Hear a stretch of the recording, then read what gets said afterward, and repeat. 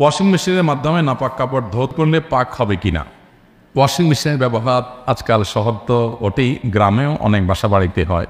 তো ওয়াশিং মেশিনে আমরা কাপড় চোপড় ধুলে নাপাক কাপড় এটা পাক হবে কিনা, এর উত্তর হলো ওয়াশিং মেশিন সাধারণত যেগুলো অটোমেটিক ওয়াশিং মেশিন, এগুলোতে একটা পাইপ দিয়ে একটা ড্রেন থেকে একটা লাইন থেকে পানি আসে, আর যে হাউসটাতে কাপড় চোপড় দিয়ে ঢাকনা দেওয়া হয়, সুইচ দিয়ে দেওয়া হয়, ওখানকার তল দিয়ে আরেকটা পাইপ দিয়ে পানি চলে যায়। তাহলে একটা দিয়ে পানি আসে, আরেকটা দিয়ে পানি চলে যায়।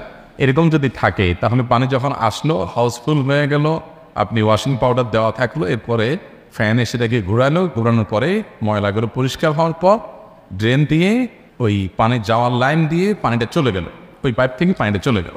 পানিটা যদি চলে যায়, এরপরে ফ্যানে সেটাকে চিবিয়ে একদম পুরো পানিটাকে আমরা নিংড়াইলে যেরকম কাপড় একদম শুকায় যায় ওরকম করে ফেলে, এরপরে আবার উপর থেকে পানি পড়ে, আবার এরকম নিংড়ায়। এই প্রক্রিয়া যে ওয়াশিং মেশিনগুলো আপনার কাপড় চোপড় ধোয়, সাধারণত এগুলোতে আলাদা করে আর পাক না করলেও চলবে, এটাতেই কাপড় পাক হয়ে যাবে ইনশাআল্লাহ। কথা কি বুঝতে পারছি? 3 বার পানি আসলো, ধোয়া হয়ে গেল, এবং ড্রেনে পানিগুলো চলে গেল, এবং ফ্যানে চিবাইয়ে ফেললো।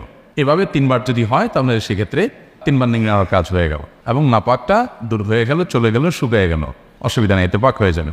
আর কিছু কিছু ওয়াশিং মেশিন আছে আপনার অটোমেটিক না, সেগুলোতে যে হাউসটা আছে, হাউসে আপনি কাপড় দিলেন, ওয়াশিং পাউডার দিলেন, পানি পাইপ থেকে আসলো, এরপরে চিবানোর পরে পানিটা চলে গেল।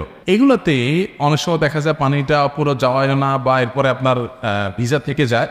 এগুলোকে আলাদা করে আপনি একটু চিবায় নিতে হবে ভালো করে কয়েকবার, তাহলে সেক্ষেত্রে ইনশাআল্লাহ সেগুলো পাক হয়ে যাবে। আমি একটা কোম্পানিতে চাকরি করি, হালাল পথে চলার চেষ্টা করি। আমার বউয়ের দুনিয়ার লোভ অনেক বেশি, সে সুদের সাথে জড়িত। আমার 4টা সন্তান, কিছু বলতে গেলে সন্তান ছেড়ে চলে যাওয়ার হুমকি দেয়। এমত অবস্থায় আমি কি করতে পারি, কোরআন ও হাদিসের আলোকে জানাবেন। দেখুন, দিনের উপরে চলার জন্য স্বামী স্ত্রী উভয়ে দিনদার হওয়াটা খুব বেশি জরুরি, খুব বেশি জরুরি। এবং বউ যদি এরকম লোভী হয়, তার মানে আপনি যখন বিয়ে করছেন তখন দিনের বোঝ আপনার ছিল না। তো এখন এই বউ আল্লাহর পক্ষ থেকে পরীক্ষা, আপনি কোনো অবস্থাতে হারামে যাবেন না, গুনাহে যাবেন না। বউ যদি চলে যায়, বউর 14 গোষ্ঠী যদি চলে যেতে চায়, চলে যাক, তারপর আপনি হারামে জড়াবেন না। আপনি যে বলেন যে না, বউয়ের মুখের দিকে তাকায় আমরা তো একটু করতে পারি, বিবেচনা করতে পারি, তাহলে সেক্ষেত্রে আপনাকে ঠিকই জাহান্নামে যেতে হবে এবং গুনাহের দায় নিতে হবে। কারণ স্ত্রীকে খুশি করার জন্য আপনি হারামে লিপ্ত হওয়া সুযোগ নাই। এটা খুব জটিল বিষয়। সম্ভব হলে তাকে বোঝাবেন, নসিহত করাবেন অন্যদেরকে দিয়ে, নিজে। আর তা না হলে আল্লাহর জন্য বয়কট আপনাকে করতে হবে।